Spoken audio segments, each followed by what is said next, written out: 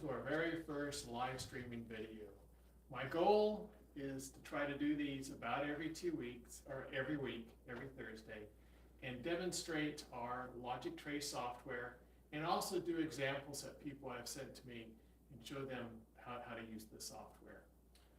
In the first example, I am going to digitize this wooden oar. It's made out of wood. I'm just going to trace right along the edge. So I come into the software, start up the Logic Trace software. I'm going to click the 4 points button. Click the 4 points button, and I'm going to digitize 4 points around the object. So do the upper left, the lower left, lower right, upper right. And what that does is it just sort of blows up that part of the screen so that I can see what I'm digitizing, since I have a really big board here. I also have a zoom button. I can zoom any part of the digitizing as I'm going along. So I am just going to use the trace method. So I'm going to come over here and click trace. I'm going to click start. And then I'm going to hold the tip of the pen down right along the edge of the part and go all the way around.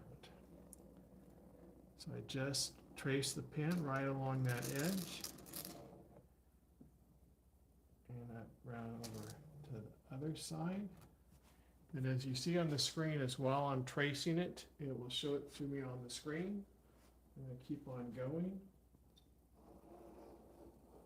I'm going to go, I'm tracing left-handed here, back to where I started. And then I'm going to click stop, and it will automatically connect it.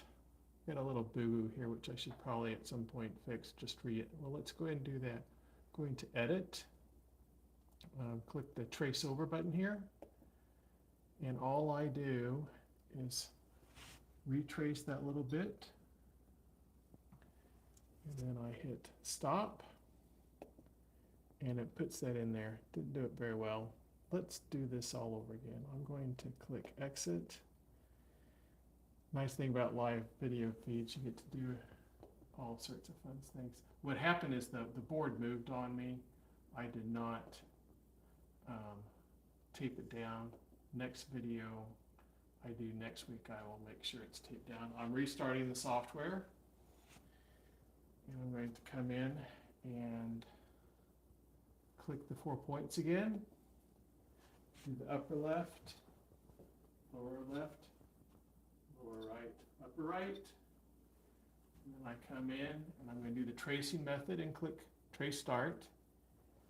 I'm going to start in this corner right over here this time. And I just put that pen stylus right along the edge.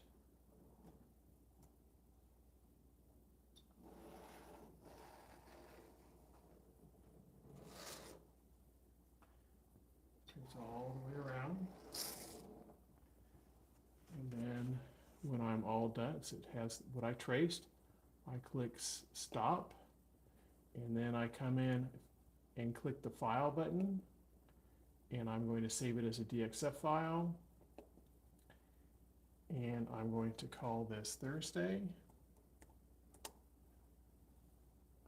and then I'm going to click save, and that saved the DXF file. And then I can take that DXF file, load it into a CNC program or a CAD program.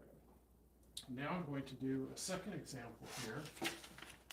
And this is a pattern that somebody had sent me, and they wanted to know what's the best way to do that. And so what I'm going to do is I'm going to digitize all these straight lines with straight lines, and I'm going to digitize all of these curves as arcs. So I come into the software, and I'm going to start over again. So come in here and start the software, Logic Group software. And then I'm going to come in here and do my 4 points again. This just blows it up for me. I'm going to do this point, upper left, lower right, upper right, then blows it up on the screen. And now, if you come over here, I'm going to start in this corner right here and digitize this first thing. So I have an arc, arc, line, arc, arc, arc, line, arc. So I just come in here and I see I'm going to start with an arc, and I click start, and I digitize those 3 points of the arc, first point, middle point, end point, and it will show me the arc on the screen. And then I've got another arc, so I'm going to do the midpoint of the arc and the end point of the arc. And it creates the second arc. Now notice that when I did the second arc, I didn't have to digitize that first point again. It automatically connects everything, so all to do my next arc, I only had to do the 2 points, not the first point. Also, I don't have to pick the exact middle point. I can pick any point in that arc as the midpoint, and it will properly define the arc. Okay, so now I have a line, so I switch it to line, and then I come in and digitize the end point of that line, and it draws the line on the screen. Again, I didn't have to do the first point, just the end point. Okay, I now have an arc. I switch to arc, and I come in here and digitize the midpoint of the arc and the end point of the arc. I have an arc on the screen, and then I have another arc, so I do the midpoint, end point, midpoint, end point, and then I switch to a line, and I do the end point to that line, and then I've got one more arc here, so I'm going to do an arc, I do the midpoint and the end point, and then got that piece all done, and I click stop, and I have it there. I'm going to do the next one. The next one's all done with lines. So I just come in here, tell it it's a line, click start, and then I just digitize those points. Click, click, click, click, click, click. And it has the second one, and I click stop, and it's all connected there.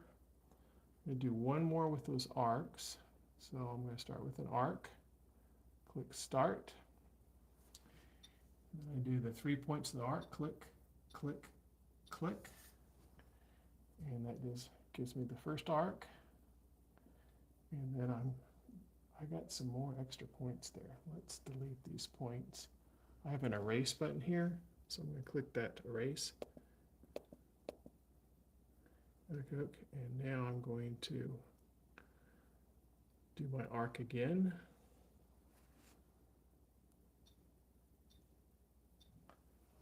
Okay, and now I'm going to switch, do my next arc. I think it's gotten confused. I'm going to click stop. Oh, it is really confused. How exciting. Well, you get the general idea. You do lines and arcs, and you go all the way around your pattern. That is it for today. If you have any questions, please contact me at www.logicgroup.com. There's a button at the bottom, or at the top, yeah, that top corner.